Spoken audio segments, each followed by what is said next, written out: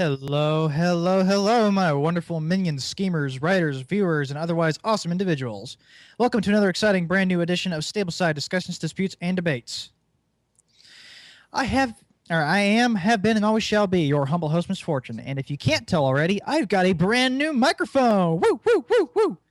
Gone are the days that sound like total crap. Gone are the days where you can pick up all the obnoxious noises in the room. And finally, gone are the days where people can't understand just what the hell I am saying. To tell you the truth, folks, I've been extremely excited for this episode for quite some time because I've really wanted to try this mic out just for the show. As for how it was acquired, it was generously donated by one of our new panelists who is supposed to be joining me today, but he'll be a little late. But I'll introduce him if he manages to make it to the show.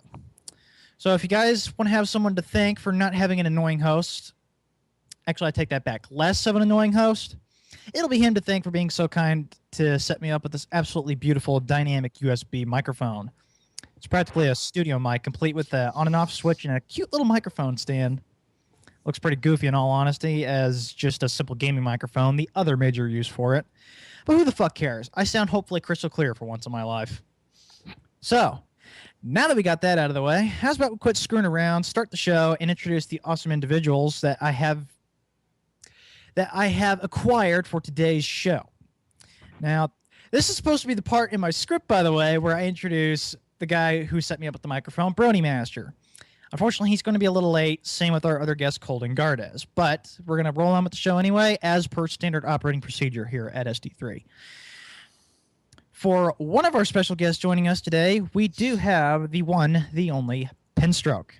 Hello. Of course, the infamous author of Past Sins. You know, that one fic about that little nightmare moon miniature thingy. Whatevs. We also have the author of The Great Brony Migration, Laichonious Raposo. Hello. We have got one of our esteemed critics from the Equestrian Critic Society, Sirius Face. Hello. In a super duper serious face.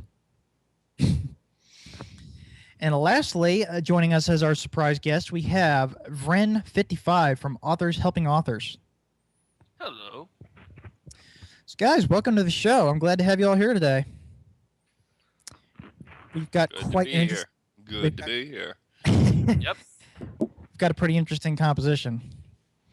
So, before we just start discussing, disputing, and debating, again, this is the part where Brony Master is supposed to be taking away what our spiel is, but Serious Face, why don't you have the honors of being the first one to tell us who you are, what you do, who Best Pony is, and anything else important you feel like sharing? Oh, thank you for making me the first one. I appreciate that. Mm-hmm. Ha ha ha. So I'm just a critic for your group, obviously. I've written a couple fics. I do flash fiction for ponies on one of my Tumblrs. And I write a whole bunch of other stuff. Yeah, best pony is Luna, without question. Best filly is Diamond Tiara. That was a joke, but thank you for answering the question. Just got to make that clear. Mm-hmm. Penstroke, this is your second time on our show. Yes. Yes, it is. So, if it wouldn't be too much trouble, would you like to reintroduce yourself to my audience? I do suppose I can do that. I am Penstroke. The surprise. What a twist. I'm sorry, I couldn't resist. I'm known for my fanfiction writing, have about 15 stories, including, as mentioned before, Past Sins, but also Better Living Through Science and Ponies, Creeping Darkness, the Moonshine series. Most recent one was Winter Bells in the Family trilogy, and just right. Lots of it. All right, so that's Penstroke, ladies and gentlemen. Laicho, you were also on our show last week. Would you like to introduce yourself if it's not too much trouble? Laicho. Where you at, dude? Laichonious Raposo. You were here. Where in the vastness of the internet did he disappear to? I don't know. Probably the same place Brony Master and Colden Gardez retreated to. Oh, his call seems to be. So we seem to be having a little technical difficulty with Laichonious, but for the time being, Vren, Would you like to take the next turn? Hello. Well, I'm the founder of Authors Helping Authors fan fiction group, and I wrote about 4 stories. My most famous one would be Princess Celestia, the Changing Queen, and some other ones which basically not really worth mentioning. So yeah. All right, that's pretty cool stuff. Pretty cool stuff. And I guess we'll have Laicho do his spiel whenever he gets back, and Brony Master and Colden Gardez if they can get their lazy, forgetful butts in this call. Anyway, by the way, V-Ren, I'm super duper glad to have you on the show. I've been wanting to get you on here for some time now. Yeah, thank you. I've been wanting to go on the show as well. By the way, folks, V-Ren here, he is the man because his group is awesome. If it weren't for his group, if it was not for his group, the Equestrian Critic Society probably wouldn't have somehow spurred into existence like it has. So okay, I'll give myself that. But yeah, you did a very good job on your own. I just basically give you the nudge. Well, thank you very much either way. But yeah, I am glad to have you on the show. Is So- Laicho back? I think Laicho's back though. Laicho, are you back? Oh yeah, I'm back. Ah, there he is. Laicho. Would you like to now have your turn on introducing yourself, who you are, what you do, and all that other fun jazz? Oh sure. I'm also an author. I have 5 stories up so far. I've been writing for about a year, and I've been a brony for about as long. I also am a writing tutor at the college where I'm studying animation, and yeah, happy to be here. Good time coming back. Awesome, and I'm glad to have you back. So, Oh wait. today sorry. we're going to be talking... I kind of forgot to tell anybody my best pony. It's probably Princess Celestia. Yeah. Applejack. Applejack. Well, Applejack I is best support pony, okay? Shut No, up. she's not. Shut up. I'll kill you. Shut up. I mean, I don't exact. She's not my favorite character, but she's still a good character. It's a good support character, I say. Wow. I have. All right. Calm down, ladies and gentlemen. Not. I will figure out the technology. I will MacGuffin something together here. You do have that capability, Pinstroke. Anyway, folks, welcome to the show. Glad to have you all here. So, that is our panel, everybody. How about we roll right into the topic, shall we? So, today's topic, we're going to be talking about known characters in the show. So, who does that include? Basically, it includes the main 6, Spike, the Cutie Mark Crusaders, the princesses, even support characters like Cheerily, Big Macintosh, Sakura, Granny Smith, Trixie, Gilda, Photo Finish, Fancy Pants, Sunset Shimmer, Shining Armor, Flim and Flam, so on and so forth. And minor characters like Sapphire Shores, Spitfire, Soren, Cherry Jubilee, Thunderlane, Flitter, and Cloud Chaser. Yada, yada, yada. One could even argue that includes background characters, though, to a lesser extent. They're kind of the middle ground between the two, the conversation I was on last time we were here and this one.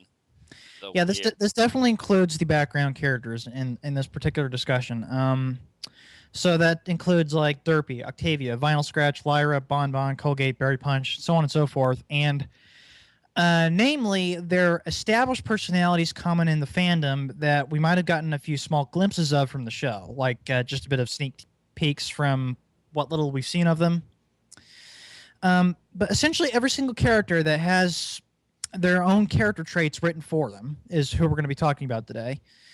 What we definitely want to discuss in today's workshop is how to write these particular types of characters, how to write them effectively, and not make them shallow knockoffs or unrecognizable characters that don't act like they should. In this discussion, and the panel is welcome to correct me at any point if they say things differently, we're going to be essentially talking about 2 main archetypes of the way these characters can be written. And those are writing characters exactly as they're supposed to be with little to no viewer interpretation to change it, or writer's interpretation. And the second version being taking characters and making them into something completely different, if not something else entirely. Like, for example, if you have an alternate universe where your version of, say, Rainbow Dash is athletic and loyal, but less cocky and more driven by duty, for example. Before we dive into the discussion... Soldier Dash, yep. Great, right in my territory. Before we dive into the discussion, though, What are your guys' thoughts on cast characters in fan fiction in general? Like, what are your concerns, opinions, maybe even your preferences about how they've been done or should be done, or anything else you'd like to share about the topic before we begin? It's an open floor, guys. What do you feel like sharing? Got none. Well, I'll start it off then. Cast characters are some of the most difficult characters to write in a fan fiction, and actually, I think that while the original character is difficult to create, a cast character is difficult to write because one has to how do you call it? Make the cast character fit within the confines of his or her own story. Because your own story is going to be different from the episodes, obviously. So, but that means you do not know for sure how the cast character is going to react in that in your story. You only know because you watched all the episodes, and yes, you've done research. If any person who writes cast characters should do a lot of research, or at least watch the shows again. So Marathon. yes, marathon. I agree. I have no. When I was writing my story, Princess Celestia, the Changing Queen, I was basically going to turn Celestia into a changeling. But in order to do that, I had to go basically all the way to this day. I rewatched the Royal Wedding several times, just to get an idea of what Princess Celestia was doing when she was reacting to Twilight and the big, that big idiot ball in which she kind of how do you call it? Left Twilight alone in the wedding hall. Yeah, I rewatched that scene several times, even though it was rather sad. So yeah, just to get an idea what her character was, what she was feeling that way, and yeah, basically I had to do a lot of research. That's what you have to do when you're writing cast characters. You have to research. You have to research. You have to know what you're doing, and know how the cast character will react. I mean, there's no way to know for certain. They're characters, and you didn't write them. You didn't originally write them, but when you're writing cast character, you still have to know approximately how they act, and because you're writing them a story, you have to know how they act in a situation that they're not familiar with. Did I just go on a tangent? But yeah, that's basically what you have that's to do. fine. Although, what are your opinions on basically how they've been handling fan fiction? Mind if I use? Oh wait, I shouldn't use. Well, let's say. Well, I don't want to use my own story. Mind if I use yours, Penstroke? I guess. So let's say Twilight in Past Sin. She was handled. This situation is something that, she literally became a mom, and I thought Penstroke handled it very well. Of course, there's been a lot of rage and going back and forth on why on the Twilight's interpretation. I'm pretty sure Penstroke is quite familiar with that. But yeah. I liked it. A lot of people liked how Twilight handled on motherhood and how her in a sense her character was intact, even though this situation was something completely out of the ballpark. Someone would never even think of doing it at a time of MLP fanfiction, and so that's the thing you do with original characters when you can put them in a situation, and write them in a way that is recognizable to the audience, or at least to the majority of the audience. Then you have done a very good job with your cast characters.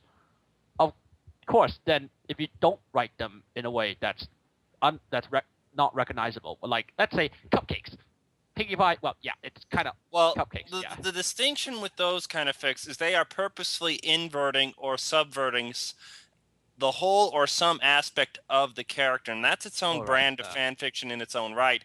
That is the purpose of the whole thing, and so it's not necessarily a wrong way to do it, but it's just like you don't want to be doing that when it's not the point of the story, or if it doesn't support what else is going on in the story. It's kind of like, I'm changing the world, so the characters are going to be a little different. Like, it's the 21st century. Applejack may not be working in an apple farm, but maybe she's at an apple market or something. I don't know. Maybe she runs Apple and is the tech-savvy evil thing. Who knows? God, that would be a very interesting fiction, actually. Yeah, indeed. But yeah, sorry. Okay, then what if I use another example? What I mean to kind of go on is what do we think about how they've been handled in general? Like, I've seen a lot of examples in some of the fictions that we've reviewed that there's been cases where a lot of authors came across as making very shallow representations of the characters, like basically going off their very base characters, like their very base traits, and not really evolving the character, more like either keeping the status quo or playing it safe by like relying on quotes too much. And then there's been few examples I can list where there have been very natural, organic recreations of a character, and being able to basically evolve or there's another word I'm trying to find here, but basically put their character through some changes, some natural changes. Mature. I suppose that's kind of on the same track, but Well, it's like the way I've tended to see it is like, and what some people have accused me of mine in my own works is like, it's like I tend to give the depth when I have cast characters that are in the main focus, and then the other ones kind of drop off and become a little bit more shallow. But that's just because I don't tend to write fics that really support all 6 characters being active equally.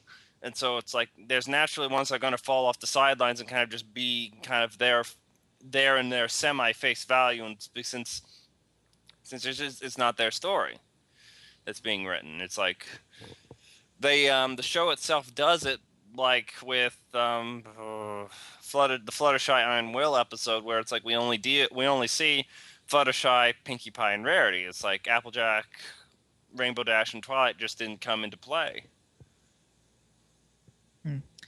That's a fair point. Now,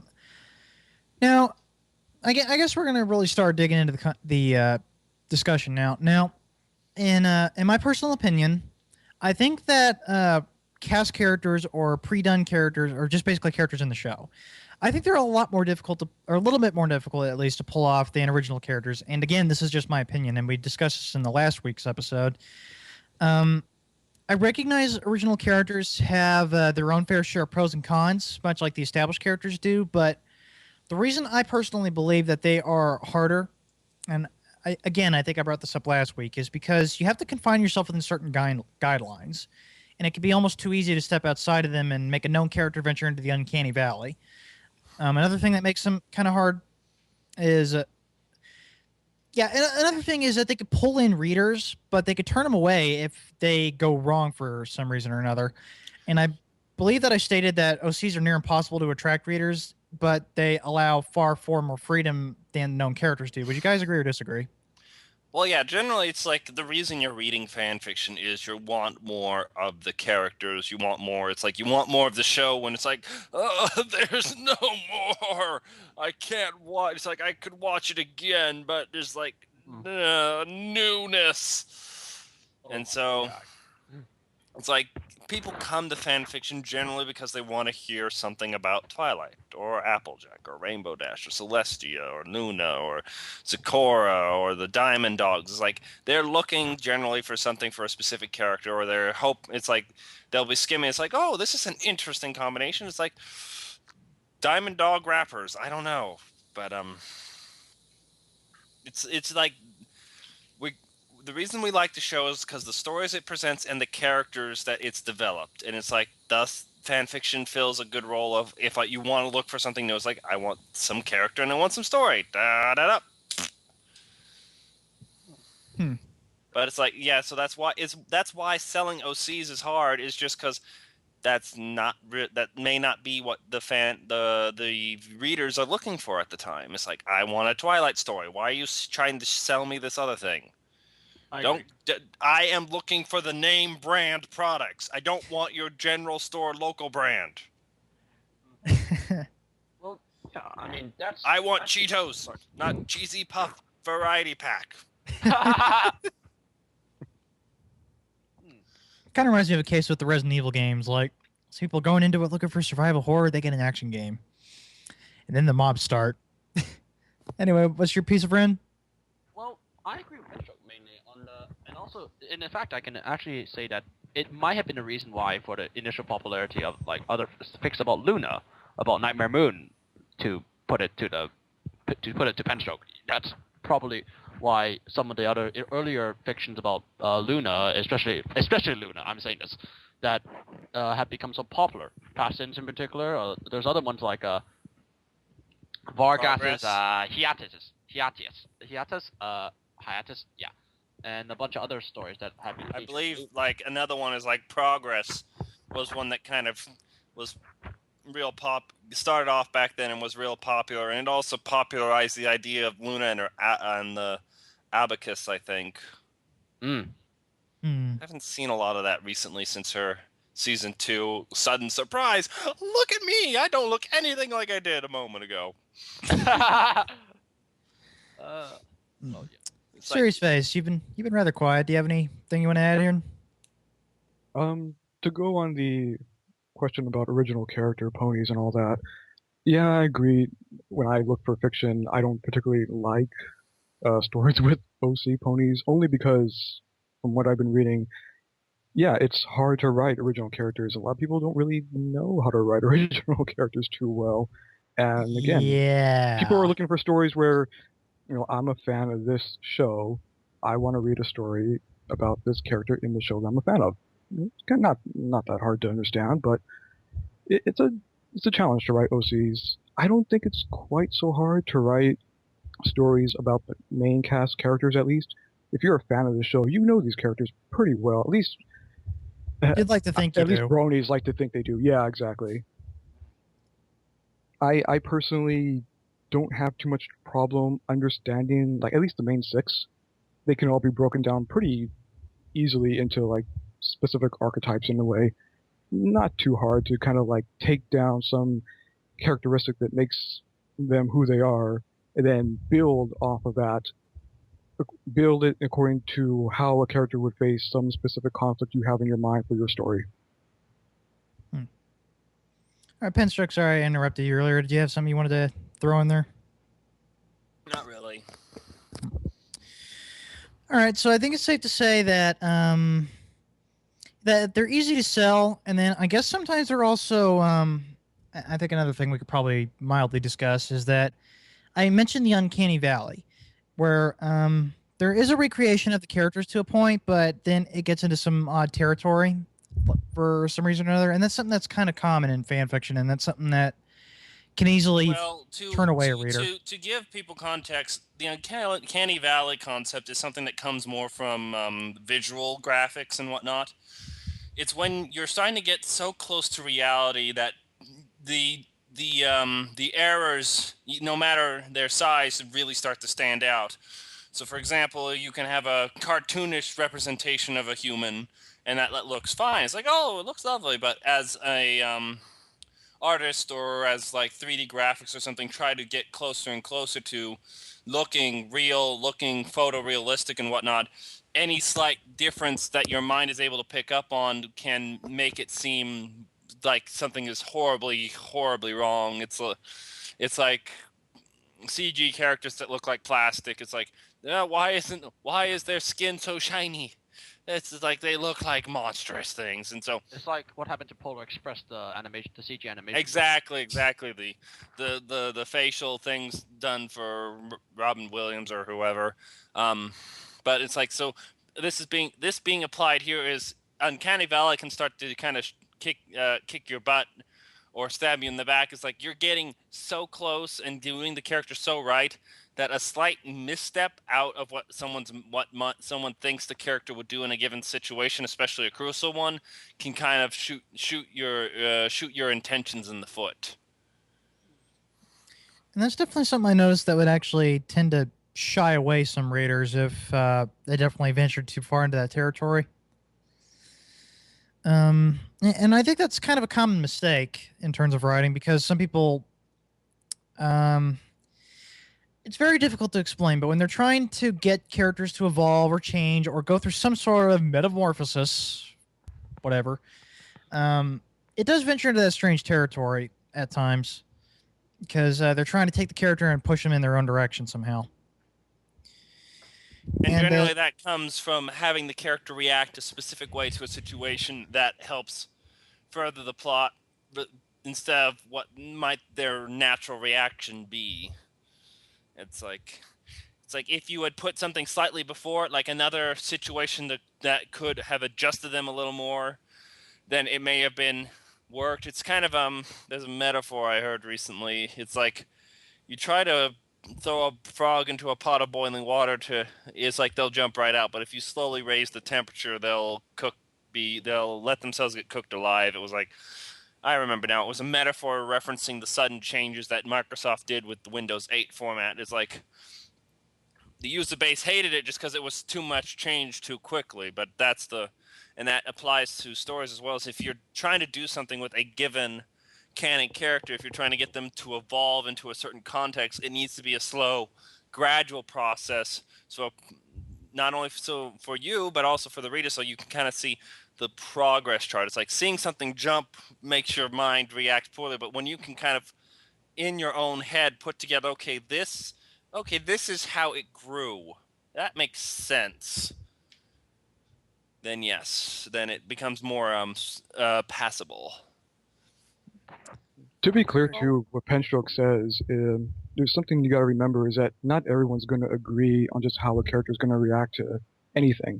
You know, when you write something down, you shouldn't worry too much about, well, are my readers going to think that this works or not? Not everyone's going to agree that, yeah, this is how Twilight would react to a specific situation, because some people have their own headcanon that doesn't allow for them to see any view of that character except what they think that character would do. Just something to keep in mind that, you know, write the character out how you feel they should be written out. Don't worry too much about meeting other expectations. Well, yeah, that makes sense. I mean, the reason why some stories, like especially some of the darker stories, A haven't little been quiet so- there, B-Ran. What? Sorry. Look Okay, like my mic. Well, the thing about why some dark stories have been not as popular as some more, let's say, like slice of life or adventure stories, because it by putting your characters in a darker situation, more psychological situation, you venture into even far more unknown territory, and it gets and because the readers are always looking at how the characters react in that dark situation, even a slight misstep in a misrepresenting that character would cause rage. And it kind of has caused rage if you think about it. Oh, yes. Okay, I think this is actually a really good point to start transitioning into some of the tips and such toward actually writing these characters. So to kick this off, to talk about how to write them, let's first talk about trying to recreate the characters like they are in the show with little to no deviation with different writer interpretations of the characters. So this is basically the author not trying to govern the characters with their own spin is what we're wanting to basically talk about first. So I'm going to give you guys the floor. What are some basic guidelines or tips that you think writers should employ for writing these types of characters in their stories?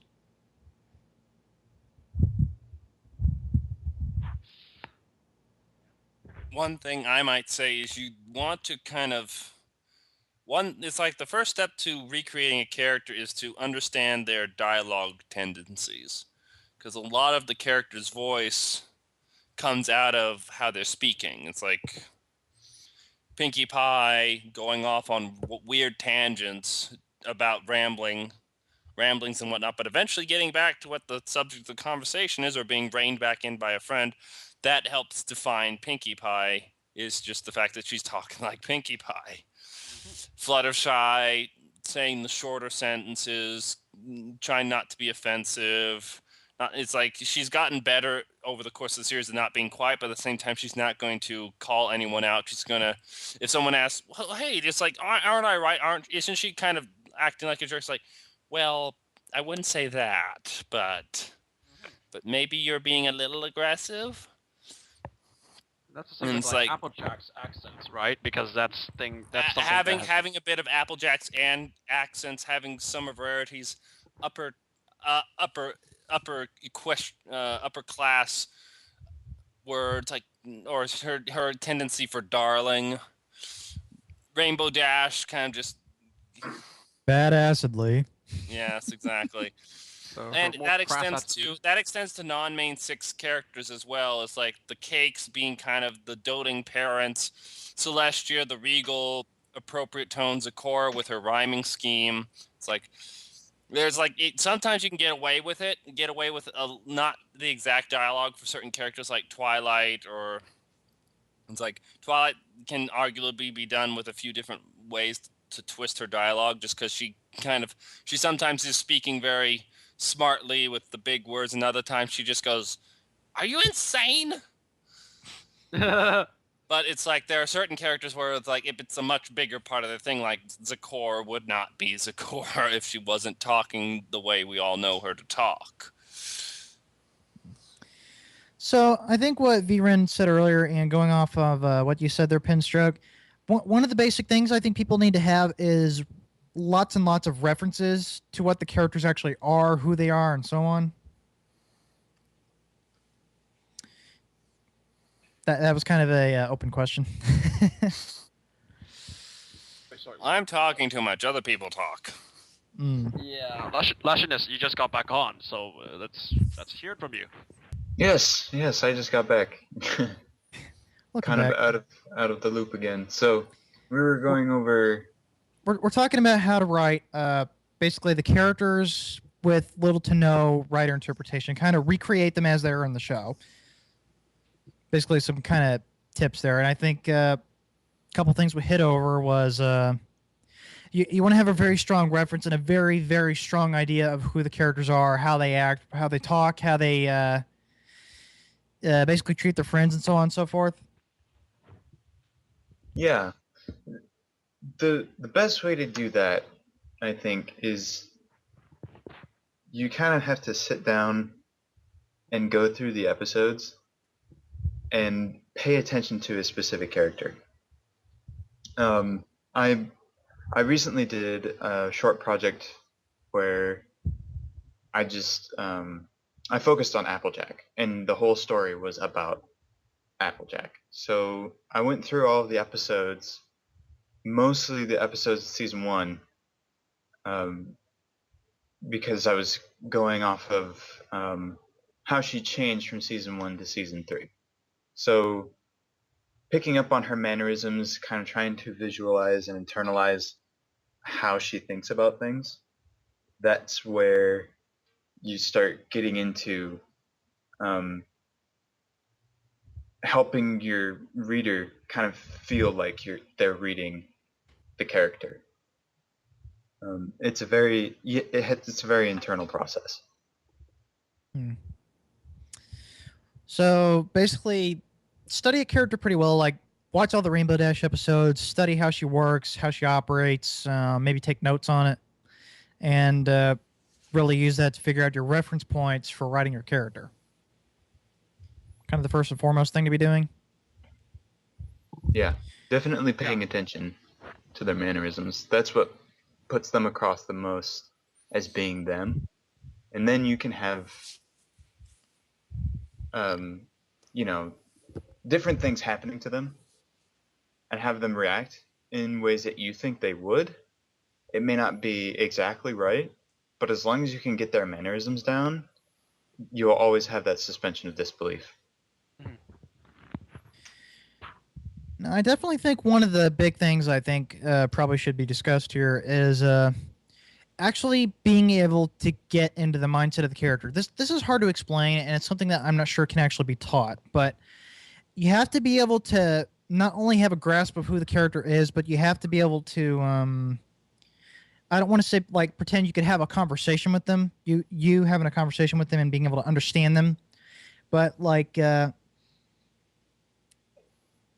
be able to understand their, to instinctively understand how they would react in a certain situation, And to write them in a certain way, right? I guess.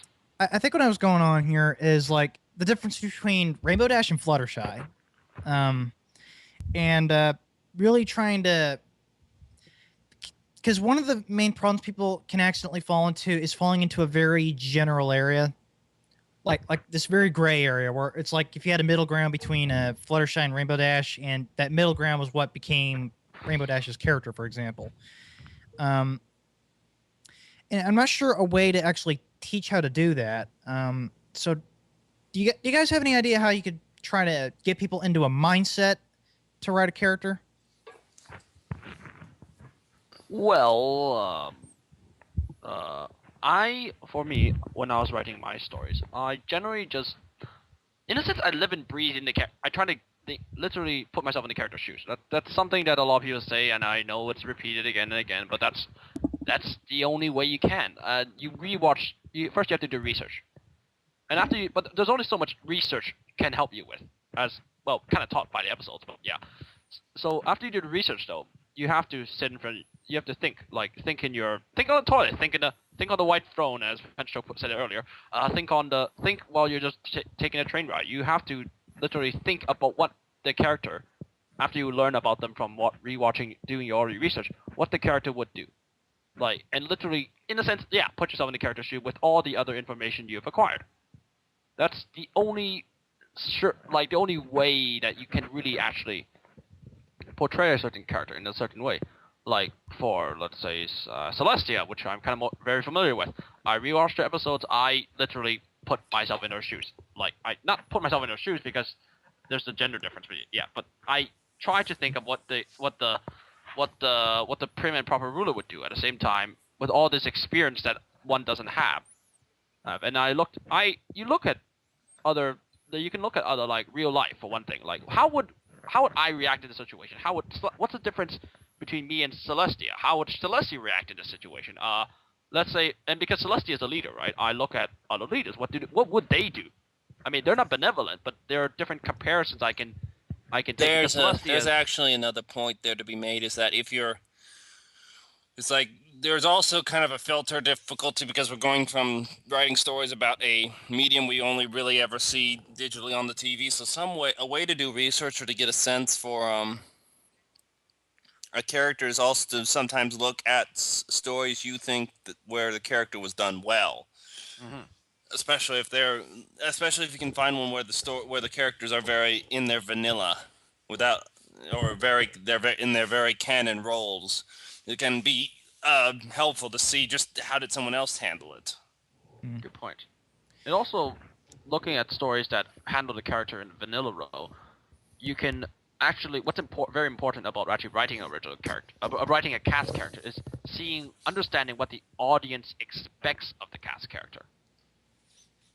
And how you can fulfill those. You don't have to necessarily fulfill those requirements, but there are some things that you have to touch upon, like Applejack's accent. Everybody expects her to speak in Applejack to speak in an accent. It's just something you can't exactly. Actually, Viren, if I may pause you, that ends up bringing me to a sort of point. I think kind of to go back to my explanation I was trying to explain, and I guess what I was trying to get this conversation going on. The difference between writing a character as an observer and actually writing them as a person, the difference between if you're just watching someone say hello to someone and you just they just walk up to him in a certain way, say hello in a certain way, and just walk away in a certain way. That is and you have very shallow information to work on, and you have a very distant, not very good idea of how their mind works. So if you're watching a bird fly around or land on a perch or something, all you know is it's just a bird that flies around and lands on a perch, versus knowing them as a person. If you actually know a friend, and they have got all kinds of personality things. They have likes, they have dislikes, they have particular hobbies, they have activities they like doing, they have certain ways they go about cooking food or doing some sort of activity. And I think one of the main issues that people suffer with is the former, writing as an observer, not really knowing how to get into the person's mind and understanding them as a person. So what do you guys have to say about getting someone to get it becomes a matter of how important that character is to the main story. It's if you're just having Rainbow Dash as the person who's caused all the trouble, now everybody else is sweeping everything up, then sometimes it's just best to leave the reader with their own internal understanding of the character and try to make the exterior match up with what they think interiorly, because that's the thing you're also dealing with, is that everyone knows these characters to some degree. Otherwise they wouldn't really be looking for My Little Pony fan fiction, or no matter what fandom you're looking at. It's unless someone is actually into the show enough that they've watched most if not all the episodes, and they know the characters and they have their own kind of things built up in their heads, then they likely aren't looking for fan fiction regarding the show. And so I mean, there's of course an exceptions to every rule, but at the same time, it's like you can rely on the fact that they know Rainbow Dash to an extent, like that they know her as an acquaintance or something like that. It's when you have a main character, or you're using a few of the cast as main characters, that you need to be more in their head. And something that can help with that is just how you write the narrator. Is if you allow the narrator to be some semi-omniscient, it's like if you stick with a character's perspective for a scene, but also like let the narrator get the little quick glimpses of what they're thinking. It can all help build that up, at least I think. Hey, we do value your opinion here, Pinstroke. So what you think is very important. So That is definitely the hard thing to do, though. Is getting into their head, because and like you said, there's all of the readers will have some sort of acquaintance with all of these characters, and they're going to have expectations. I think for a majority of the time, though, we can be pretty safe in how we write them if we try to stick to what we've seen in the show so far. So most people will see them the same way. The one caution of that is not to just recycle lines. Oh yeah, definitely. Yeah, please don't. That's one of the worst things I see in fiction. It's like, honestly, I do it a bit too heavily in past sins, but that it's also spaced out across 22 chapters. So it's like 22 long chapters. So it's like I have a little wiggle room and whatnot, but it's like if you're doing if it's like all the dialogue is literally the things they've already said, then it's like if you actually do that, you're probably trying to write a troll fic as it is, but. So unless it's a catchphrase, don't repeat lines. Yeah, because you wouldn't do that, would you? As a person, you wouldn't do that. This is so awesome. It's like that is probably the one line you can get away with Rainbow Dash, just because like that is something of a catchphrase for her, or at least in parts of the community, people have associated that as her catchphrase. But although like 20% cooler. Like I think she said awesome. This is awesome, or something more than the one time we've heard her say 20% cooler. But it's like Sugar Cube for Applejack. It's like she uses that as an exchangeable name for a lot of her friends, especially when she's talking to them one-on-one. And Rarity with her darling. And Fluttershy with her oh my. Then you have Twilight. Well, not Twilight. You have Pinkie Pie. Well, using like cup the sorry, what was that? Damn, I just brain farted. The Cross My Heart promise. Cross My Heart. Yeah, Pinkie Pie promise. Yeah. Or that was definitely repeated a couple her times. Okie Dokie Loki. It's it's like she has used that multiple times in show, to my belief. Yeah, she has. So. All right. And one of our live stream viewers, Jack Shine, he brought up a very good point that I was looking at, is to notice the very smaller details. And I think this is a very good thing to do if you're getting references, and to also understand how a character operates and as a person. See, I actually totally agree with this. I think one thing you need to do is watch the episodes and completely ignore the dialogue. In fact, make it an effort on you to actually watch what they do, the subtle movements they do, the subtle movements they do, just the way they walk, the way they talk, maybe. Like Rarity's tendency to bat at her mane. It's just like, oh, it's like I'm fabulous, darling, fabulous. And then I suppose Applejack's over tendency to bite down on Rainbow's tail all the time. Well, true. That's because Rainbow Dashes has a tendency to look before she leaps, which is a subtle thing, but it's like I'm going to. No, you're not. No, you're not. You need to stop and not stop before you hurt yourself. But it's like Applejack. It's like her thing. I find is that she interacts with her hat. It's like I agree very much. It's like she'll adjust her hat and not push it up, push it down. She'll take it off and hold it to her chest. She's like, or she just pull it over her eyes. Mm-hmm. So yeah, it's definitely not to mention how characters interact with things like I'm not sure if this actually bears any kind of importance, but the one time in I don't remember which episode it is, but when Twilight is trying to shove Applejack away, I think this was the wedding episode. She basically pulls her hat over Applejack's face and pushes her off. And I think I am using your thing against you. Mwahaha. But yeah, I definitely think one good way to get an understanding of a character's way they work and everything is like take a day to watch every episode but completely ignore the dialogue. And just kind of watch what they do. And I think that and just the way they go about doing things, that's definitely a good way to definitely understand how someone really operates as a person. Now we definitely talked about the main six, for example. Now, one thing we definitely want to get to is background characters and minor characters and support characters. So they definitely have a far less restrictions than the main six do, because obviously the main six have a gargantuan list of personality traits versus we have very short amounts of them for every other character. Like Cheerilee, we know she's kind of a cheerful type character, and then Big Mac is Really? kind of Really? I need to. Well, there's one thing that you have to be careful of, Misfortune.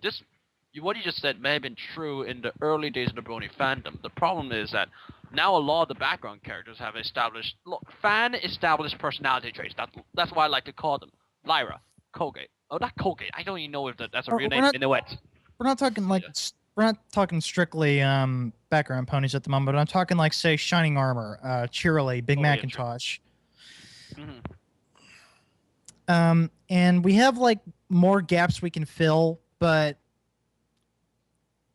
I'm not sure. You guys have the floor. What do you guys have to say about support characters on the level of Big Macintosh, Cheerilee, Shining Armor, and etc., the princesses, and so on?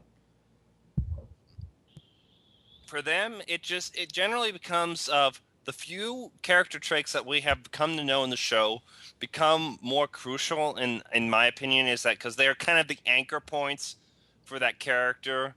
It means in that you have a lot more freedom because there's more character gaps. But you also, and even disregarding like fandom expectations, it's like they have fewer character things you have to worry about, but those character points are more crucial because those are the only things anchoring that character down. If you lose them, suddenly you don't have anything else holding the character in place, and readers won't be able to say, will think that that's not really Celestia or that's not really Big Mac. It's like, for example, Big Mac. One solid character trait we've come to know about him is that when he gets angry, he gets much more verbal. It's like the one time we've seen him angry, he was talking and chewing out his younger sister and her friends, while Applejack had reverted to his kind of I am not talking to you because I am mad at you mentality. And it's like that there was of course a humorous purpose to that in that scene, but it also becomes a definition for part of it. In that someone is typing. That would be Gardez, who finally decided to join us today. But it becomes it's like with the main six, it's like you can use a few of their character points to hook in, and it's like, oh yeah, this is Applejack because of this, and this. But then it's like, okay, now I'm going to twist this one a little bit. It's like you have to be more careful with characters like Princess Celestia, Big Macintosh, and whatnot, because it's like you only have a few anchor points. And so that means you have wiggle room, but at the same time, if you start snapping more of your anchor points, it's like you have less to hold the character down. Yes. So you have to be able to spend time defining what those anchor points are. Like for Big Macintosh, we've identified that he gets verbal when he's angry. We've also determined that he's kind of shy, to some extent. And just trying to find those anchor points and really build off of them. Just use them as like a tree base, so to speak. Yep. The roots. The roots, exactly. Yeah, I don't feel like flipping around my literature today. By the way, we finally have Colton Gardez Oh, 20 or 50 minutes late. Yes, apologies for that, everyone. Time zones are a real thing, as I occasionally have to rediscover. And Eastern time zone is not the same as Central time zone. I think Running Master might be discovering that too because he's also late. But hey, Gardez, welcome to the show. All your people east of me. Thank you. It's good to be back again. Sorry for being late again. It's all right. Do you want to take like all of a minute to tell us who you are and stuff? Sure. Thank you again first for having me on the show again. Colton Gardez. Been writing for about 2 years now within the fandom, a little bit longer than that in various other capacities. A military brony, as a couple folks who followed my blogs and my stories are aware of, and really glad to be on the show again. I see we got a couple folks on here who I've spoken with in the past, and it's great to join them. Excellent. I'm just glad to have you here with them talking about characters and cast characters. And right now we're on to the point of support characters. We're kind of in general talking about what are good ways to come up with writing the cast characters without little deviation from like a writer's interpretation. So, Gardez, do you think you'd have anything you'd like to add to that? Sure. And I'm actually going to go with one of the main characters rather than a support character for this, just because I think it's a little easier to explain deviations just because we know more about the main characters. When the show writers are putting together their characters, they're obviously writing for a certain demographic, and it's young girls for the most part. When we're writing our stories, it's for a much larger demographic, so we need to feel free to expand on those characters. I'm sometimes accused of making Twilight Sparkle, who is, by the way, one of my favorite characters, a little creepier than she is in the show. I like to think of that as just a little more eccentric, but it gives character to her. It adds depth. It makes her more interesting to read about than just the kind of goody two-shoes that we get maybe at best 10 minutes of per episode.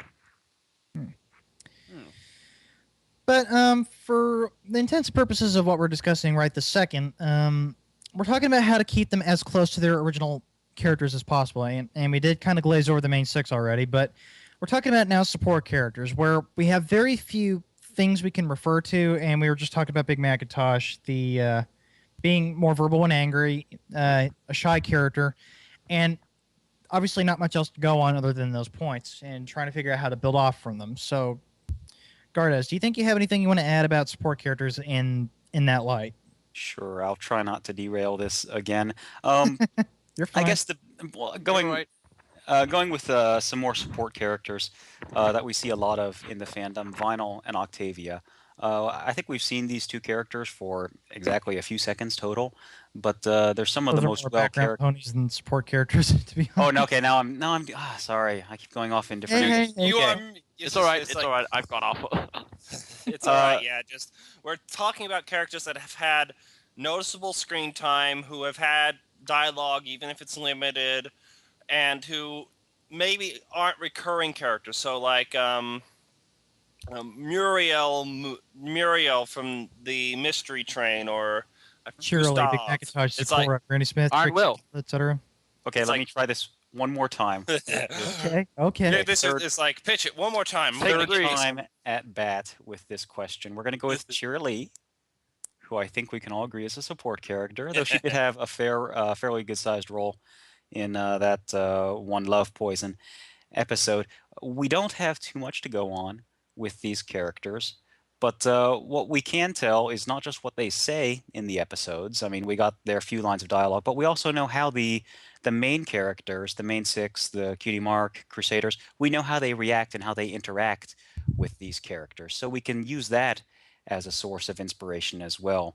The Cutie Mark Crusaders work a lot with Cheerily. They're in her class. They respect her to an extent, but they obviously don't respect her to the point that they're willing to interfere with her personal life. So, or maybe a better way to say it is that they don't fear her like some students fear their teachers. Mm-hmm. It's like, oh, she's gonna get me. Yeah, there's no, in real life, there's kind of a wall between children and adults, and you don't see that between Cheerily and at least the CMC.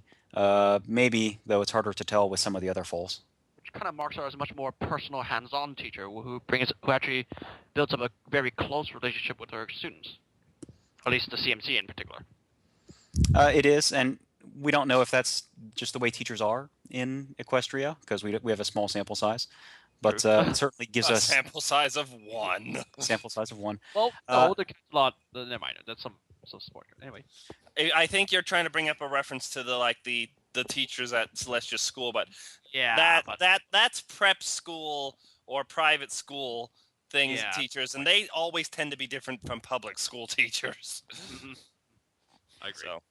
So you have to, even with those, just taking those few teachers that Penstroke was just talking about, they don't say a single word in that episode, but you can tell little Philly Twilight is pretty terrified of them when she's in that exam room. She's worried about not meeting up to their standards. So just based on that, we can kind of give them a bit of history, a bit of characterization, not from anything they do, but from the way the ponies we know react to them. That's a very good point, by the way. Yes. And again, that's I think another my third at bat. And I think that's also another really good tip apart from the following the really subtle details and just watching the characters' actions. It's watching their reactions between just like the support characters, like how they interact with the support characters and so on. That's definitely another good thing to watch out for. So does anybody have anything else they want to say about support characters or even minor characters like, say, where's my list that I had a second ago? Pants? No, like Sapphire Shores, Spitfire, Soren, where they had virtually no role, but they had some sort of speaking part or acting part. Thunderlane, Flitter, and Cloud Chaser, and so on. Applejack. I will reach on! the How computer sad. and punch you. I promise. The MacGuffin is being developed at the moment. Greatest Actually, invention of the internet world will be when you can punch someone through the screen. It's like. Actually, I want to go back real quick to Big Macintosh. Something else to mention about support characters is how they interact with their environment.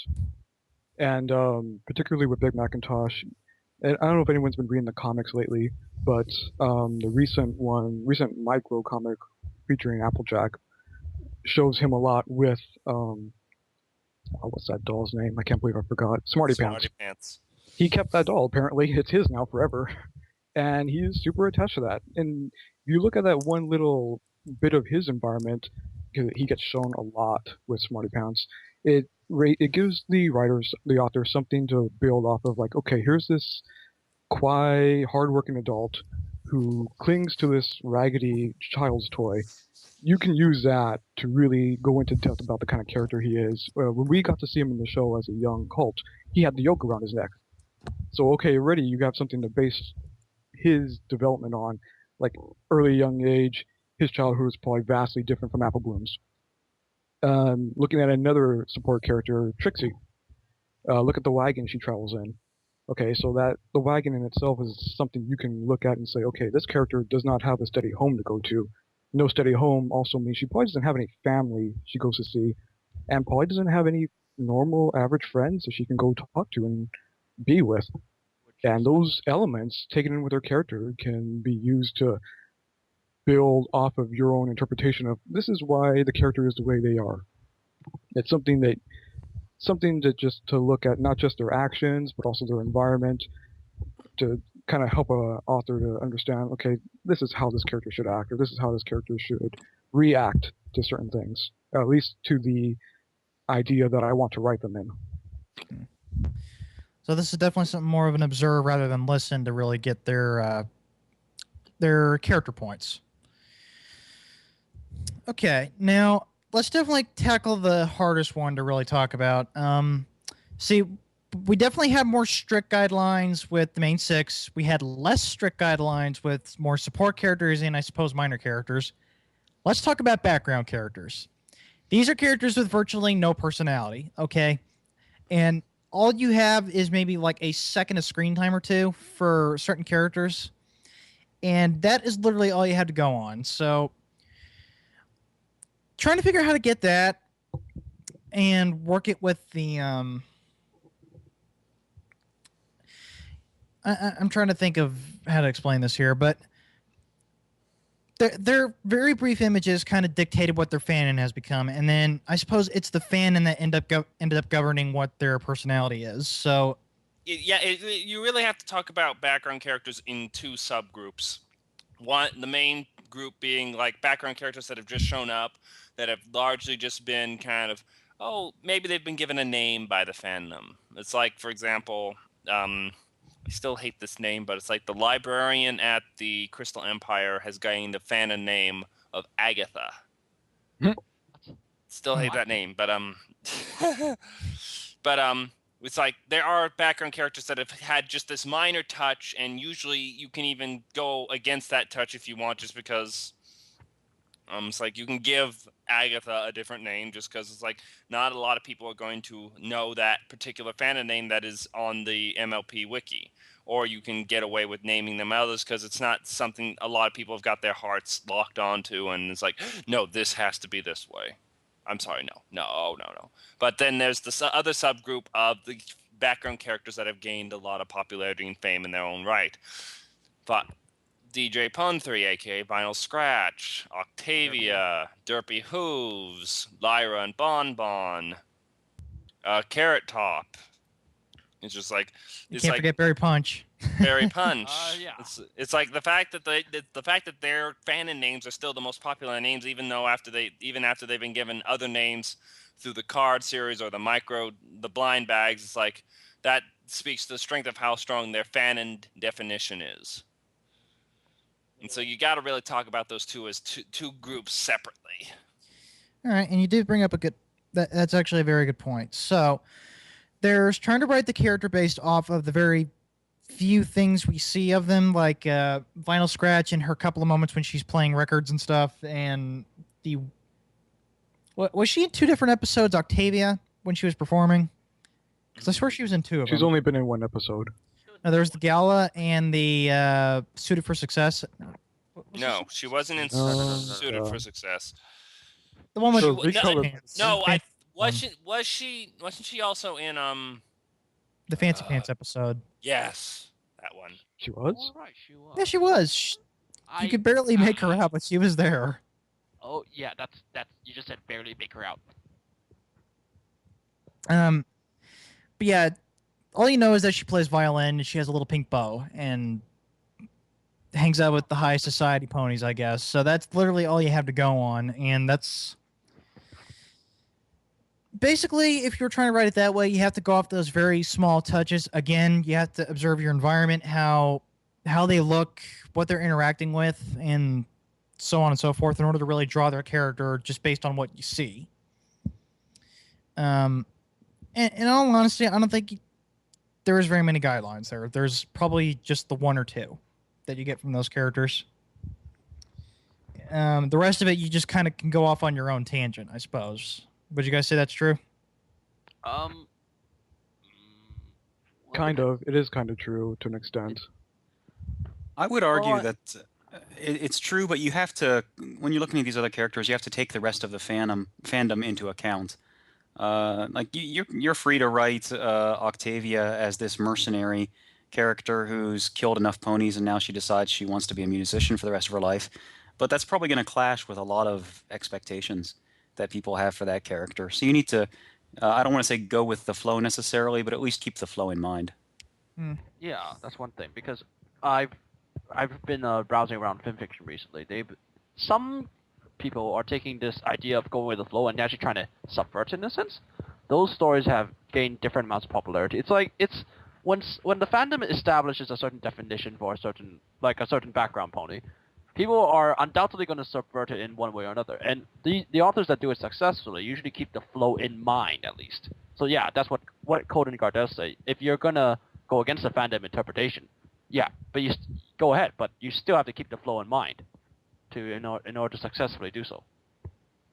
Although trying to strike in a different direction is something else hard entirely, and that's the second half of our little talk that we haven't gotten to yet. But now there's the fanon bit we want to, I think, discuss. Now, this you have to go through great lengths to get some research on. As we said before, you do have to get some research on watching the characters behave, how they talk, how they interact with others, and things around their environment to really figure out who they are. But with the fanon, basically, you have to really go out of your way to figure out what identifies what their main character is. Like, as we've established, Octavia is regal, if not a little snooty. And then Vinyl Scratch is kind of a party animal, no pun intended. But what would you guys kind of say would be maybe good resources to go through in order to figure out what their fanon characters are if people needed to kind of figure out what the flow is to get their characters? One thing I would say is the MLPFIM wiki generally is a good place to start. It'll at least give you what is been semi-voted on as a fanon agreeable name. And generally they'll have more extensive articles for ones that actually have more extensive direction. I would say Yeah. that some of the most famous Things like, if you're going to write Lyra, you might think it's a good idea to invest into Background Pony. That's just a suggestion. That's Yeah. a heavy investment. Along those lines, and this is going to sound terrible, but really the feature box is a good way to figure out what the fandom thinks about a given character. Well, yeah, I get. I have to Not disagree really, with not that. really. I No. somewhat agree, and somewhat. It depends on the story that gets in the feature box. That's the thing. Like some stories, the feature box gives you the idea of what is popular in the fandom at a certain amount of time. It doesn't necessarily give you. It doesn't give you a long-term projection of what will be popular in the fandom, like a few days, a few weeks, or a few months later. So yeah. You can also look for groups that feature specific characters, specific background characters, and see what's on there too. That's a very good idea, actually. Yeah, I definitely wouldn't agree with the feature box because weird stuff gets in there. Like today, there's this particular mature fic with Vinyl Scratch that has to do with fetishes or something like that. Hence why I don't turn on mature. Well, certainly, use your head when looking at the feature box. If you see the second person, you and Vinyl Scratch fic, maybe that's not the best source of characterization, but there's others out there. Definitely. But definitely you have to kind of really look to find the fanon establishments of these characters, so on and so forth. And I guess Derpy and her derpiness, I suppose, and Barry Punch being drunk 24/7. Yeah, it's kind of awful. But there's no real way to easy way to find a reference other than just really going out and digging. Would you guys agree? Yeah, you have to go look. And Yeah, you have to look. You have to, again, research. Yeah, there's no shortcuts. Okay, so now that we have dabbled on how to basically recreate a character, let's move on to something that is far more tricky to pull off while still being able to captivate readers, which is something else even more hard, and that is creating a whole new interpretation of an established character and making it their own. Now, this is kind of split up into two parts, much like how the Background Ponies thing is, but this part of the discussion, and that's when talking about the cast characters and background characters, because the former is already set in stone, save for minor characters, and the latter is generally accepted norm in the fanon, but has room to be flexible since they're not characters set in stone per se. So, starting with cast characters, what would you guys recommend the authors should do when creating their own interpretation of a character, like, say, of the main six? Ooh, I got something. Please, for the love of God, get your character's motivation set. Please, please. Oh, I'm still coming off of this one story I read where Twilight is a necromancer, and I'm still scrubbing that out of my brain. The one other thing I would say is that it needs to serve the plot. Having a character be out of character or being an inversion of that character just for kicks and giggles generally just kind of makes it seem like you don't know what you're doing. It's Like, if you're going to make an inverted Twilight, you might as well say it's discorded or something. Well, no, more it's like if that's what you want to do, make that the point of the story, is like dealing with the events or the aftermath of something that made Twilight go off her rocker or whatever you're trying to do, or make it so that the world is alternate enough that this Twilight makes sense, and this is what's happened to all these other characters, and this is how it all kind of works. And it's like Twilight either has to save the day in this different universe where things are different, or she's trying to take over or do something else depending on her motivations. There is one fic that I would like to bring up. It's has anybody heard Death Note Equestria? Nope. Yep. Nope. Yeah. Okay. So basically, the idea of which is, it's a crossover with a famous Japanese anime series called anime manga series called Death Note, in which they put Twilight in the sense that I haven't actually read the series myself, but I've heard very good stories about very good discussions about how Twilight is Twilight, except she's a much darker version of it, a more nitty-grittier version of Twilight, in the sense that it's kind of explained quite well, or so I've heard, from how her character developed to this more merciless version of Twilight, but at the same time more the same intelligence, but it's just applied differently, a more cold, ruthless sort of intelligence. If you read it, it's basically Twilight gets a hold of a book that allows her to kill someone by writing their name in it, and then she uses it to kill all the criminals in Equestria. And yeah, because her character is at the same time, this is boosted by the fact her character is so similar. It can be similar to the crossover to the character that she's being crossovered with. So yeah, in a sense, that type of story which you take a different angle to attack the main character with, and you show what happens when they embark on this. I lost my train of thought. It goes back to something we were talking about earlier when we were discussing support characters. Like with support characters, to define that character, you have to rely on the few anchor points the show has given us that kind of defines them. And losing some of those anchor points can sometimes lose the character. The same thing can be said of the main character and the main cast. But also the main characters and the main cast have more anchor points, and thus you can lose a couple of them and still be able to define that character as that character. And so, for example, if you still have Twilight's intelligence, her same attention to detail, her same social awkwardness, then you can unhinge part of her character or cut off some of the anchor points so you have the wiggle room to turn her into a Death Note like character. Or if you cut off different lines, then suddenly she could become completely. It's like I'm getting tongue-tied. If you stress certain anchor points even more, like Twilight's OCD, sometimes she could. It's like you could. Basically, what happened in that season 2 episode, I can't remember the name. Lesson Zero. Lesson Zero, yes. It's like suddenly you can have her rocker Twilight for a completely different reason. Pinkie Pie in a birthday party one. Yeah, that gave rise to a bunch of other inverted characters.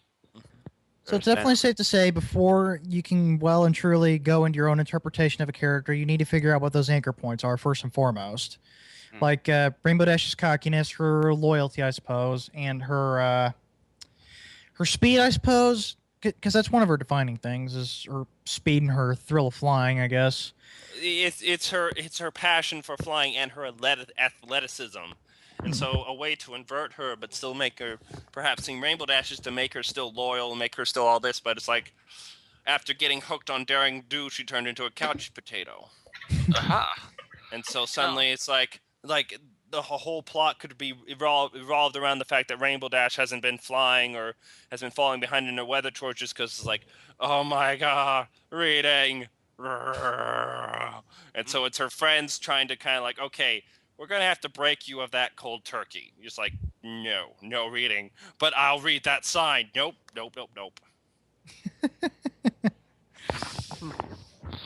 There's also another way to invert a character. I remember reading a certain alternate universe story about... has anybody read... I can't remember, was it Sunshine and Rainbows? Or it was about a story which, instead of Twilight being Celestia's student, it was Rainbow who was Celestia's student. Not sure how much sense that makes, but okay. Yeah, but what that sounds happened really was... interesting. it was very interesting. It basically they put Rainbow as Celestia's student, and by doing so, they changed aspects of Rainbow's character. I mean, the fact they added the fact that Rainbow is now really devoted to Celestia, but at the same time, they also kept her anchor points, such as her need for speed, and her Is she brash still athleticism. Pegasus in that? Yeah, she's definitely she is still Pegasus. She's still brash and she's still athletic, but they added different aspects of her character. Her character is very subtly changed in a sense. What's more interesting is Twilight in that thing because she's not Celestia's student, and her character is much more different. She's not the gone to the dogs type of character that what happened in Rainbow Double Dash's Luniverse series, which I don't read. But Twilight without Celestia has become much more bookworm, much more introverted. Not introverted, very, very, very. When I say very, very, I mean very socially awkward. To the point that it's actually somewhat difficult to bring her out of her shell. It's like that moment of go make friends never happens. Like books, it's my book and I'm going to read it. Well, not that bad, but it wasn't very, very, very. Twilight was much more socially awkward than Even before, she was actually shy, more taken to more of the Fluttershy direction, in which she literally had basically no interactions with other ponies. I seriously need to find that thick name because I just can't remember it. There was a sequel that came out recently too. Does that also mean that Twilight still has Spike, or does Rainbow Dash have Spike? I can't remember that part. So I just suddenly, I guess it's been some time since I read that one. I remember, I think, and oh yeah, they added this rather hilarious comedy part in which Rainbow Dash has a crush on Shining Armor. I think another good thing worth pointing out is you want to play the what if question a lot. Like when I was just thinking of machine. Yeah, definitely use the what if machine. But what if the Wonderbolts never existed? What would Rainbow Dash be doing? I don't even. Or what would her aspirations be? Is that can become a simple question. It's like, if the Wonderbolts weren't a aerial stunt team, then would she be striving to become a member of the Pegasus Guard, or would she be trying to go pro athlete?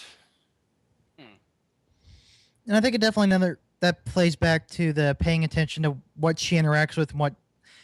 I'm not sure how major the question is, but she asked, "Do you guys get paid much?" When she asked that guard during Celestia's visit. It kind of makes. I don't think it was paid much, but it's like, what's the pay? It's like, or how's the pay? Kind of like, hey, you probably get paid a lot, right? It's like, what? But it's the Philomena episode with the Phoenix. It's like during the intro sequence there, when Rainbow Dash ends up making funny faces at the guard, she's asked one of the bugging questions she asks, like, how's being a guard? What's the pay? And all that stuff. And so that could maybe be a sign of like, hey, she wouldn't mind being an action movie star or something. Not to mention just how she acted during the Discord episodes when she was saying she'll always be loyal to the princess. So that could almost strongly suggest that if she didn't have the Wonderbolts in her life, she could have been a soldier. That is quite possible. It's actually been played upon in other military fics when Equestrian had to go to war. Rainbow Dash almost always becomes like the cavalry leader, the fighter ace. Basically what do you kind of that and she seems to like armor because we have her as captain. Yeah, the Heartswarming Eve. Commander Hurricane. Yeah. Commander Hurricane, as well as the jousting match for the Crystal Fair.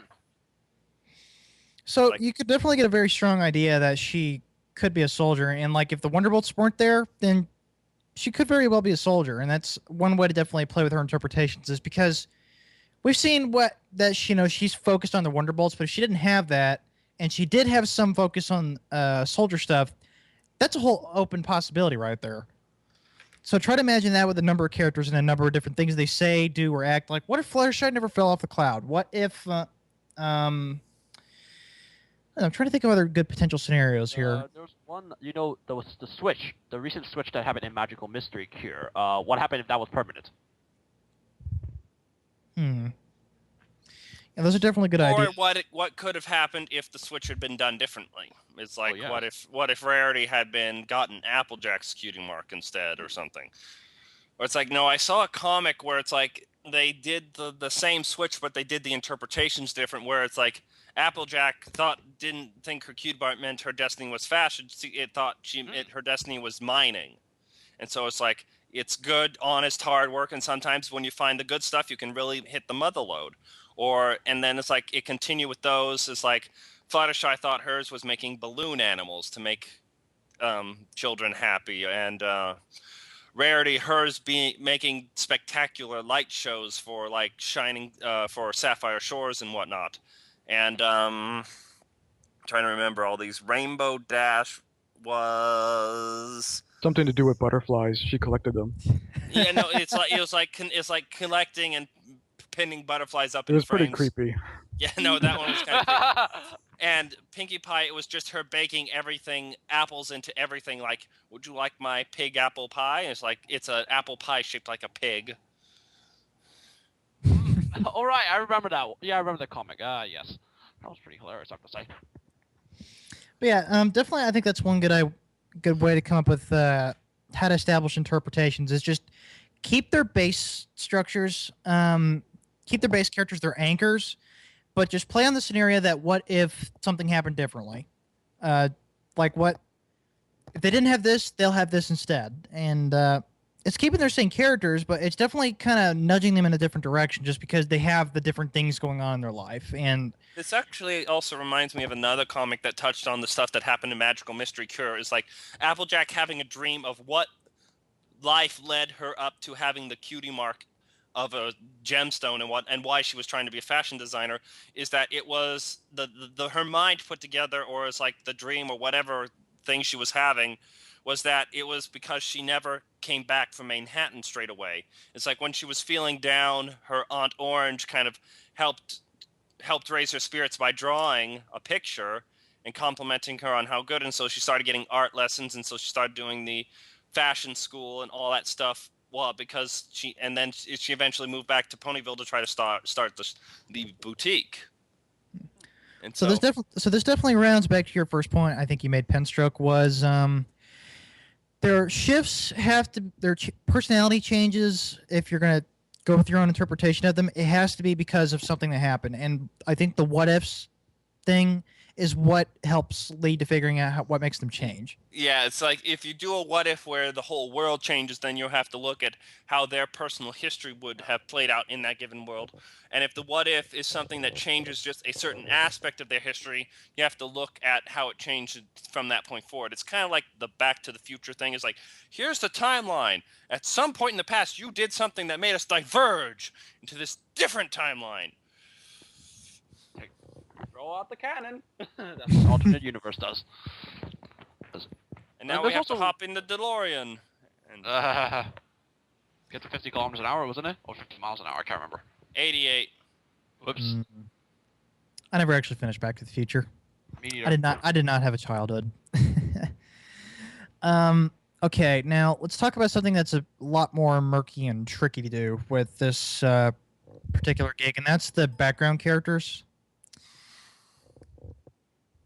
So obviously we know they have an established fanon. So like we have Vinyl being a bit more upbeat, if not a little crazy. Octavia being a little more regal and sophisticated.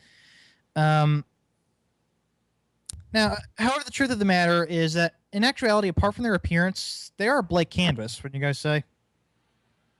Well, again, you've got the fanon. Again, it's like you got the fanon. Let's define that we're talking about background characters that have strong fandom definition. I know, but in actuality, just the characters themselves, as we've seen them, they are a blank canvas. So, I guess when we're going into this type of deal, would you guys, for example, say stick to the basics that we all know, just the very tiny details, or say? Well, it also depends on context. Is if like you're trying to yield them out into this greater story, or trying to work them into this what if story, then you have to realize that things may have changed from them, and the minor details you were hoping to hook onto may not be relevant anymore. For example, if you're doing a what if this was Equestrian Stone Age or something. It's like you're doing Flintstones. It's like Vinyl Scratch may not have her turntables, and so suddenly you need to figure out something else for her.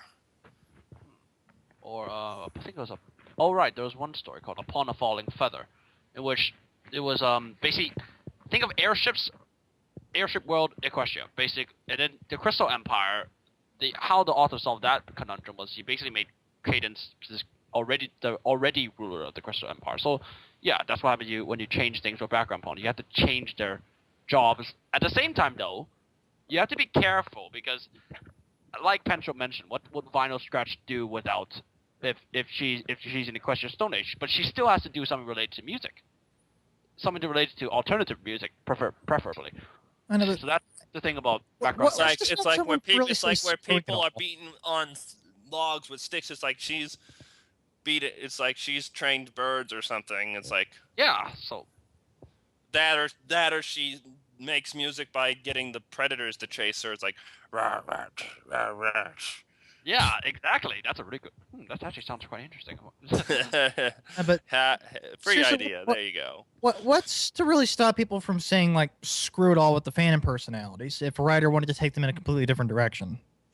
Then the one thing I would say is kind of give the reader that head up, like as an author note at the beginning. Is like, okay, take what you know, what you think you know about Octavia or Vinyl Scratch or Derpy, and I want you to shove it out the window because I am doing something different. Well, obviously you can't do that in an author note nor a description if you wanted to make a good story. So yeah, but it's like you have to. It's like I feel it's like you have to give. It's like not with that much contention. It's like it's my way or the highway, but it's like give them a fair warning. It's like I am doing something different, and I hope you enjoy it. But how do you do that within the narrative? I suppose is a good question. Oh, not always a good way to do it in the within a narrative. Well, it's like the one way that comes to mind right now is kind of like make an overt narrative contrast. It's like you would expect someone so primped, polished with the little bow tie to balk at the idea of going paintballing, but Vinyl had learned that Octavia was a beast on the battlefield. That's an interesting point. It's like the part of the things that helped bring out the fandom personalities is people kind of starting to agree on this. Like, yeah, no, Vinyl's cool. I mean, look at those shades. Look at her turntables. Look at the fact that she goes head bop with the beat. It's like they're cute. It's everyone's agreeing on some of the visual cues, and so the visual cues will always be there if you're dealing with that character. More often than not, just because that's the way they look. It's like, meh. And so you can use those as a stark contrast. It's like, or just like one day Vinyl Scratch is like a DJ at night, and she's a businesswoman during the day.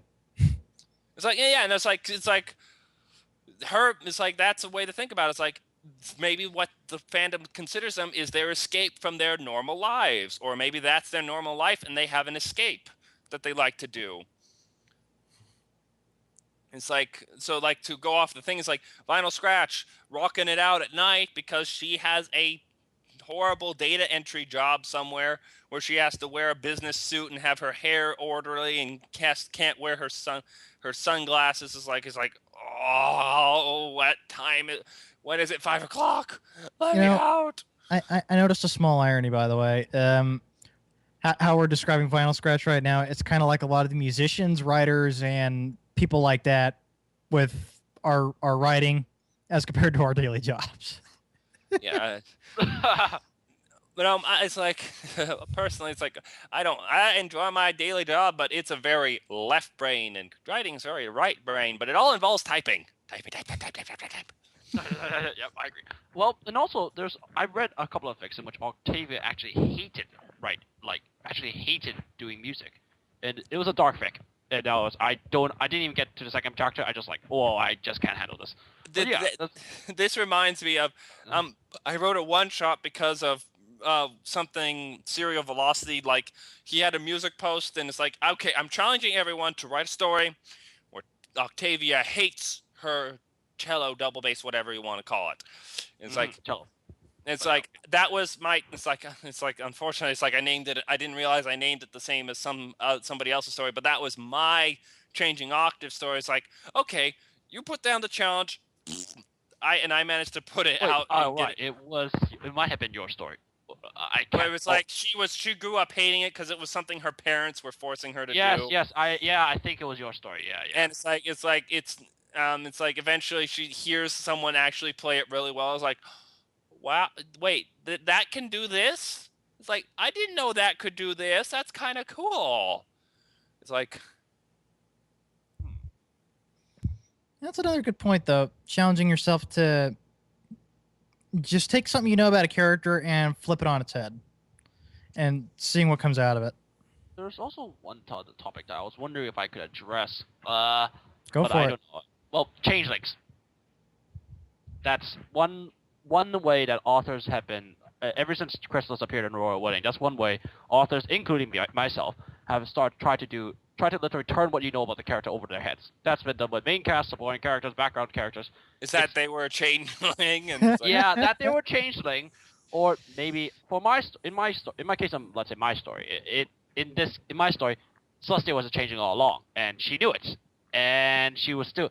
And I'm trying to fit in how she's reacting differently, but at the same time similarly to canon Celestia. That's what you do with certain.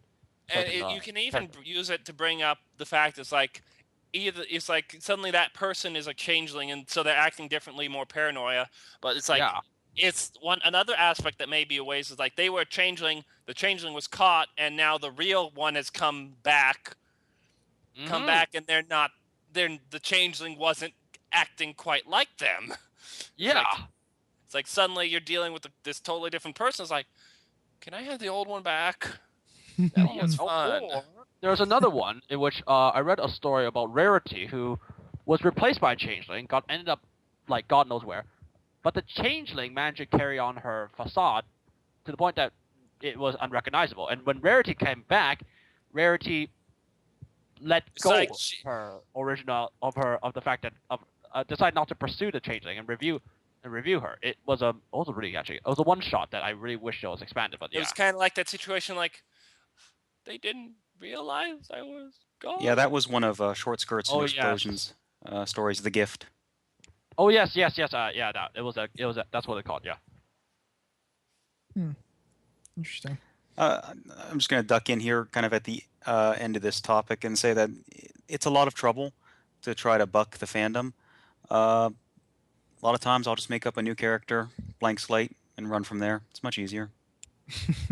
Wait, should we? Wait, did Laichonious just wrote something in the sky? I wonder if we should read it out. Miss Fortune, do you want to do the honors? All right. Laichonious typed out something since he's not going to be able to come back in the chat. I guess I'm just going to reciprocate what he says here. Laichonious says, I think it's important when writing a cast character to not get too bogged down in covering your bases and making sure the little parts of the character is there. While that is important, it isn't the whole of it. When you write a cast character, or any other character for that matter, you have to get very personal very quickly. I refer to this as selfish authoring. When an author is selfish, he is at his best for... That is when... Wow, I cannot read today. I'm like going blind here. That is when the most feeling gets into his writing. At least that's what happens to Laichonious. His best piece of fan fiction so far is The Wise Words of an Apple, his study of Applejack. Follows in her series a short slice of life scenes where you get to see her helping her friends as they struggle with an important part of their personalities. The scenes are several months apart, and the story spans a year in total, but the main point of it is... It is primarily dialogue-driven with little interruption from a narrator. He took a stand to understand Applejack, and he had to take his own problems and place them under another light, though he has concerns of his own, and he has traveled a road far different than his. And the emotions of that shadow, these problems share a common source. And that is the point you should be making with the cast character. What are the emotional connections that you want to need to make for a story? It's all about getting your reader emotionally invested, and there are several ways to do it. What works best and fastest is using the endearing qualities of these characters we have grown to know and love. And that was Laichonious, ladies and gentlemen.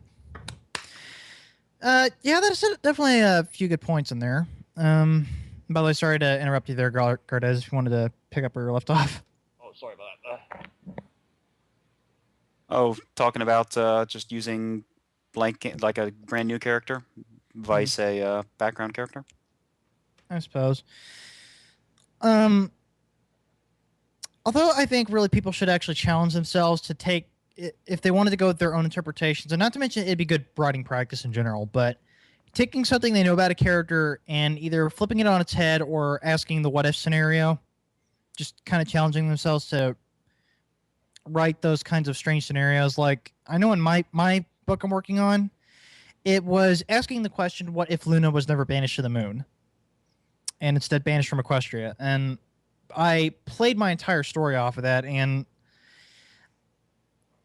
while I don't want to divulge spoilers on what my story is going to eventually be about, the universe that ended up setting up had justifiable reasons to change a lot of the characters, and not to mention change even their existence, change the way they completely act with the world in all kinds of ways like that. So that's definitely one good way to get your own spin, is just asking that what if and doing a challenge instead of just outright changing them for no good reason without some sort of circumstance happening. And again, that is if you wanted to try writing your own interpretation of a character. Yeah, that's true. Yeah, it's a lot of trouble. It is a lot of trouble. But it's good practice. It lets you really understand what changes a character according to the situations they're in. Like take a character who's a goody two shoes, put them through something bad, and write what happens when that bad thing happens to them. Oh, how often does that happen to Blue Blood? I swear there's been like 15 stories where he just gets put through the ringer, and now he's a good pony because, you know, XYZ bad things happened to him. I'm glad when people try to expand beyond what's in the story, but it has to be done in moderation. Serious face, you've been rather quiet. Would you like to add anything? No, I mean, everyone's made some really good points. No, I've got nothing right now. Penstroke, do you have any more? I'm good. All right, I think it's safe to say everybody's kind of made their big points here. All right, so now that we're actually getting to the wrap-up point, is there any other advice you guys would like to share in terms of writing pre-established characters? Well, I can go first if you want. You're a little distant. I can go first if you want. Go ahead, Viren. To write, okay, pre-established characters, depending on if you're writing main cast, always be aware, always do a lot of research, be aware of what their traits are. If you're gonna put them in a different situation, alternate universe, be that what it may, be aware that if people are expecting them to act a certain way, and that there are certain traits that should cross over to that alternate universe, no matter what it is, so that the main character or the main cast character is recognizable. Now, if you're doing backgrounds or supporting characters, you have more wiggle room, but at the same time, as we have mentioned earlier, as I think it was Penstroke or is it Misfortune mentioned earlier, that you have certain traits that define that character. Big Mac, strong and silent. Celestia, regal ruler, but also very kind at the same time, almost benevolent. Luna, more younger, possibly more of a hothead. Loud, a little more brash. Those traits like that. Not necessarily those traits, but traits like that you have to keep. And in order to make the character recognizable, and that applies to either a story which you're gonna write, which is closer to the canon universe, or an alternate universe story, which you're gonna change those aspects here and there. So yeah, that's basically my advice. And actually, I just thought of something kind of going off of Viren there that I probably should have addressed during this conversation. And this is going actually the opposite of basically making a character and changing the universe to change the character. But what if you're setting up the universe first and then you have to change the character? I probably explained this wrong, but basically what I'm trying to say is avoiding the mistake of making it a huge, completely different world and not changing their character. Mm-hmm. That's something you also want to avoid. If you're making some really... it depends on what kind of thing you're doing. Because it's like if you're trying to go with a theme that like friendship withstands, or no matter like where you go, like then you can.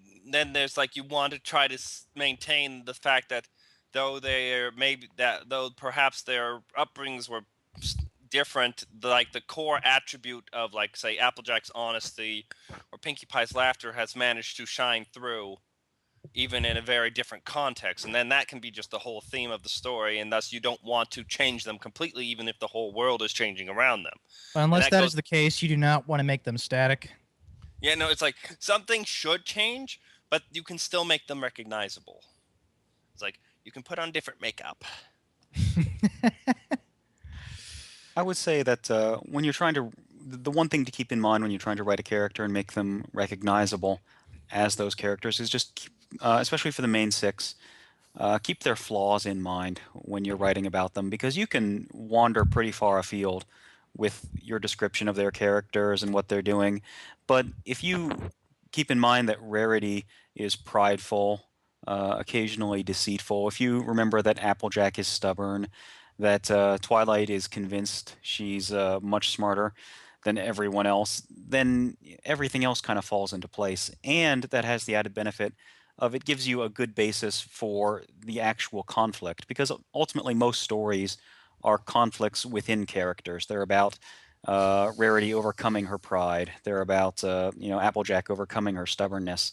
So if you keep those things in mind, the flaws, you can pretty much go anywhere else you want with the characters, make them your own, but still have them be recognizable to the reader.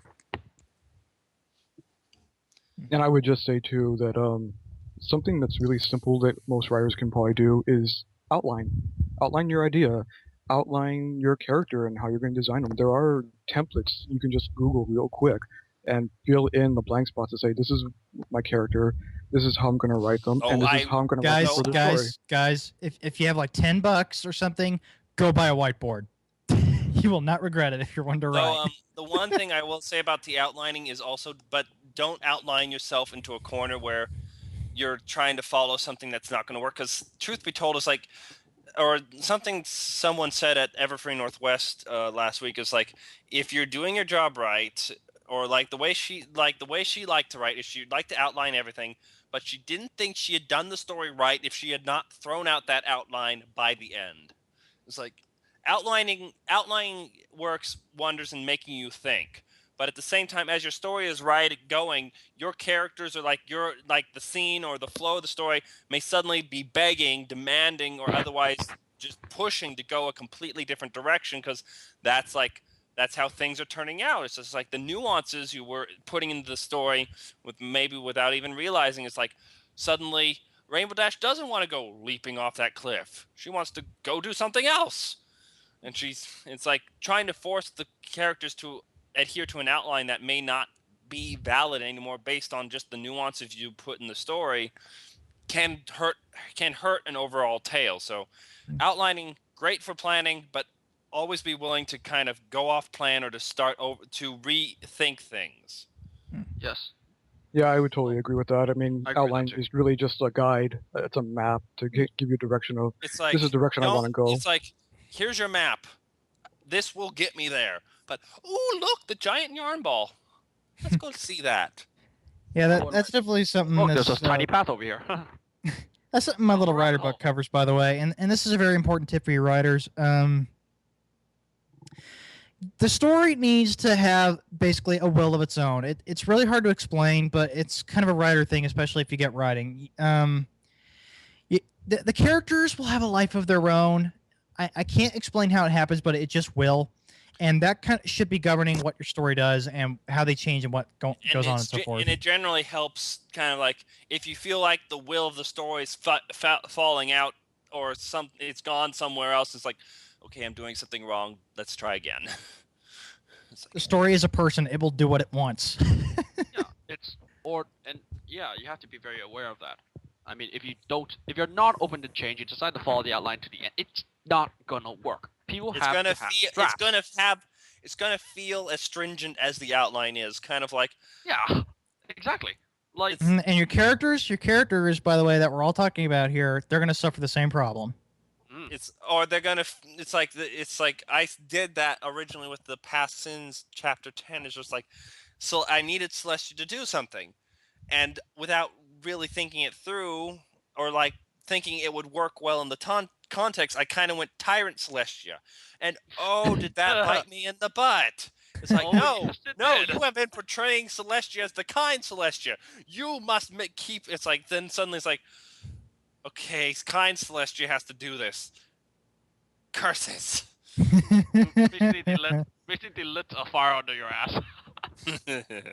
Not fun. All right, and I think I want to quote Laichonious' last little thing before he had to ultimately bail. Quoting Laichonious, I rely heavily on prose and the power of third-person omniscience to describe how my characters feel. As much as that would help to immerse someone into a world, it doesn't help them connect to characters. Ideally, a character should speak for herself. A lot falls in the omnipotent show versus tell rule. If it isn't enough to simply or convolutedly state that a character feels a certain way, neither is it sufficient to describe her expression. Sometimes what a character decides to say tells the reader more about them because it becomes an intuitive process. The reader must infer motives. That means the reader is participating. Another good point, I suppose. And I'm supposed to reiterate one last point I think I made in last week's episode where we talked about OCs. Talk to the characters. Pull up a chair in front of you and literally talk to the chairs if you're talking to the character. That will help you literally almost govern everything. It will work wonders even with the main 6 characters. It does apply. And I think that is my last 2 bits.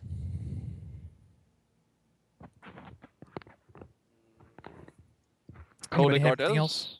Code and Gardez, I believe, and Sirius, I believe, haven't said anything yet. No, I think I have pontificated enough on this. I love using the characters in MLP. They come to us really already very well fleshed out, and really I just think of it as my responsibility not to break them, or at least break the characterization. Got to be faithful as I can to the show. And by the way, since you said that, I think one thing that helps is pretend it is your own character, except just pretend that character already had basically a baseline set up for him, and it will come naturally when you're writing them, I think. Yeah. Not sure if that makes any sense, but you know. No, it does. It does make sense. All right, Serious Face, do you have any last bits? I would just say that have fun. Really, main thing. It's going to show in your writing, depending on your reason for writing whatever story idea you have in mind. Like when I get story ideas, I write them mainly just for me. And if you're writing for yourself, I think your writing comes out a little bit stronger, and your characters will come out a little bit stronger too, because you'll care a little bit more. I don't feel the need to necessarily stick very close to canon too much. It definitely keep the recognizability there, but also, again, have a little fun with it. Do something different and make it all kind of plausible, and definitely bounce your ideas off other people before you finish and say, okay, this is done. And that's another thing for joining groups as well. Well, Serious Face, when you were talking about writing stuff for yourself, that immediately made me think of the scene from Finding Forrester, where Sean Connery saying, why is it the words we write for ourselves are better than the words we write for others? It's a very good point. Yeah, I mean, if you don't think that this will work, don't do it. If you think that Twilight is going to be, we'll see out of this, don't do it. I mean, that's kind of makes sense. You'll see it instinctively. Okay, so folks, I think we're at the wrap-up point. But, of course, before we finish up our episode, we have to ask our traditional silly questions. Okay, guys, so here are the questions I got for you today. What is your favorite reinterpretation of a cast character? If you had a part in the Hearthswarming Eve play, which part would you like to play? And female characters could be reinterpreted as male characters. And who is best background pony? So, Penstruck, why don't you go first? Say them again one more time, please. It's like you hit me with these volleys of doom. That's what I like doing. So, what is your favorite interpretation of a cast character? Trixie is a pinball wizard. Okay. That's a good one. If you had a part in the Heartswarming Eve play, which part would you like to play? And female characters can be reinterpreted as male characters. Rock number 2. Rock. And who is best background pony?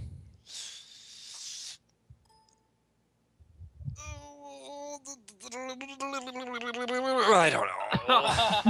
I don't know. It's like usually my answers to these questions like Applejack of Maine, Zakora of secondary, but I don't usually get as far as background.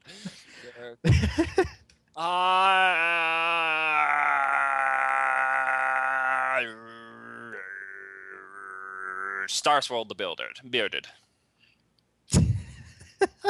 He's technically background because we have never seen him and has never heard a thing of him. So, I guess that's a good point. Colton Gardez, why don't you go next? Okay, let's see if I can remember these off the top of my head. My favorite reinterpretation of a main cast character is Fluttershy, and there have been several authors who have implied or outright stated that she is a romance novel author in her free time, and she does her best to keep that secret from the others of the cast. What was question 2 again? Give me a hint. If you had a part in the Heartswarming Eve play, which part would you like to play? Oh gosh. I would be Spike, the narrator. You would be a good narrator, wouldn't you? And let's see. Last question was favorite background pony. Favorite background pony. Going to return to my original answer since Penstroke is still here and say Applejack is the best background pony. The doom to be brought upon you. The doom that you will suffer. Karma, I implore you. Bring down the doom. Smite him! Cox shotgun. Yeah, I'll hit him with my gavel as soon as I get a gavel. Could use a gavel. Sirius Face, why don't you take the next turn? Who's your favorite reinterpretation of a cast character? Oh, just a minute. Okay. Oh, what was that? Oh. Okay. Okay. Anyway, what was that question again? I'm sorry. What is your favorite reinterpretation of a cast character? Okay, my favorite interpretation, I have a story here. I'm gonna butcher it, but it's by the author They Call Me Jube, called Palalici, something or other like that. It's a reinterpretation of Pinkie Pie as the Joker. And it's very good, not as dark as I think most people would imagine. Pagliacci. Thank They Call you Me so Jube. much. Yes, that. It's a dark story, but it's super good. I love it. And then what was the other question? 2 more questions. If you had a part in the Heartswarming Eve play, which part would you like to play? And female characters can be reinterpreted as male characters. I would play the role of the audience. I would just sit and watch and not say nothing. Just like, yeah, clap when I need to. They're doing good. That's what I would do. I would not be on stage. Okay, and then lastly, who is best background pony? Diamond Tiara.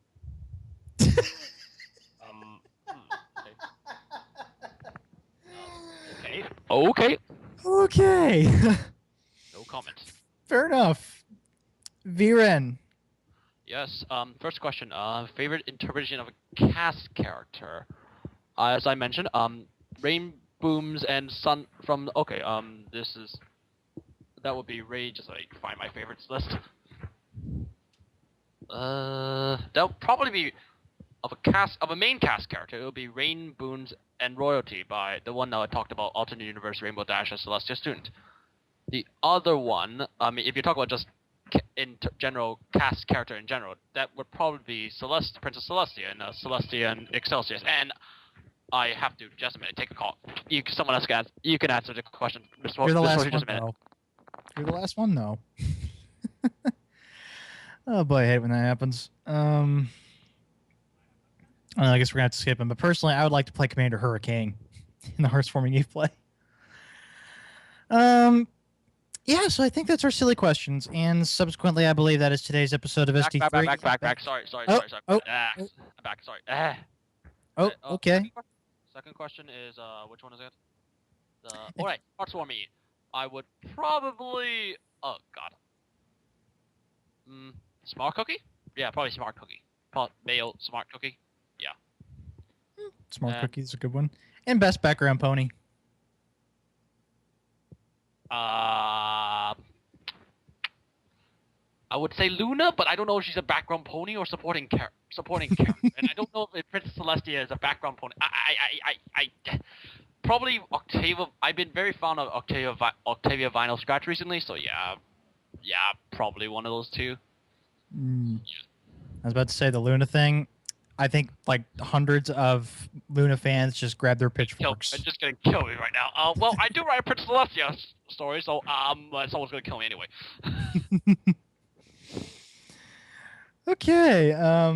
By the way, I think best background pony is Changeling number 329. Absolutely. So that's our silly questions, folks, and that is the end of today's episode of SD3 in the Bag. So I really hope you guys all enjoyed it, and I believe it certainly was a fun one. Penstroke and Gardez, it was a pleasure having you on the show, and thank you so much for coming. As always, sorry for being tardy. Tardy. Yes. And Penstroke, yes, thank you too for coming. No worries. No worries. It's always nice to have you here. And too bad we didn't have Brony Master here this whole time. That really sucks. But I wanted to thank him publicly and humiliate him publicly for setting me up with this microphone, but didn't give me the chance. The jerk. But Sirius Face and Vren, thank you very much for coming on today's discussion. It's been lots of fun. It's been fun for us too. Oh yeah, definitely. Okay, folks, that sums up today's SD3 episode. As always, if you guys liked this episode or missed it and you want to comment on it or give us some suggestions or feedback, hit us up on our YouTube channel. If you liked our workshop episodes and want to see more, let us know there too and what you'd like to see us cover. This can include music, art, animation, and other non-writing related topics, since we'd like to open workshops up to every type of content creator. After all, SD3 is not tailored specifically for writing. Next week, we're going to be trying to resume our normal programming and discussions. I believe next week I'd like to do an episode of Equestrian Girls, which has, I think, been a long time coming. That'll be fun. Yes, and it has been a long time coming, I think, on this show. We'll see what happens from there. But in the meantime, these have been my good friends Penstroke, Colton, Gardez, Sirius Face, and Vren, and I have been your humble host, Misfortune. As always, have a good week.